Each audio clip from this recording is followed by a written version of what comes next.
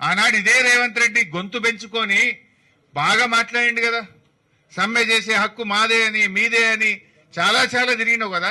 మరి ఇవాళ నువ్వు ముఖ్యమంత్రి పదవిలో కూర్చోగానే ఎందుకు మూగపోయింది? ఇంకా కొంతమంది సోకాల్డ్ మేధావులు, పెద్ద పెద్ద మేధావులు ఇలా కాంగ్రెస్ వంచాన చేరిండు, ఇలా నోరిప్తలేరు. అప్పుడేమో తిరిగిండ్రు, బాగానే తిరిగిండ్రు, కేసీఆర్ మీద బాగానే తిట్టిండ్రు. అంటే మీరు మీరు మీ మీ ప్రేమ ఆర్టీసీ కార్మికులే కాదు, మీరు కేవలం కేసీఆర్ మీద ద్వేషం పెంచుకొని ఆనాడు ఈ సోకాల్డ్ మేధావులు మాట్లాడిండ్రు. అవునా కాదా? నిజంగా మీరు కార్మికుల పక్షం అయితే ఇవాళ రావాలి కదా. ఎందుకు నోరు మెరుపుతలేరు ఈ సోకాల్డ్ మేధావులు?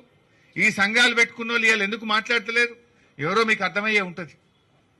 కోదండరాం లాంటి వ్యక్తులు ఆ రోజు ఏం మాట్లాడిండ్రు, ఇవాళ ఎందుకు మాట్లాడతలేదు? కనీసం ఇది న్యాయబద్ధమైన సమస్య, దీన్ని పరిష్కరించండి అని ఒక్క మాట మాట్లాడడానికి నోరు ఎందుకు వస్తలేదు అని నేను అడుగుతా ఉన్నా.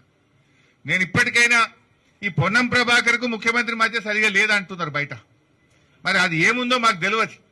ఏదేమైనా నేను కోరేది ఒక్కటే, ముఖ్యమంత్రి గారిని తక్షణమే కార్మికులను చర్చలకు పిలవండి, కార్మికులకు స్పష్టమైనటువంటి హామీలు ఇచ్చి ఈ సమ్మెను విరమించే విధంగా చూడాలని చెప్పి నేను ప్రభుత్వాన్ని డిమాండ్ చేస్తా ఉన్నా.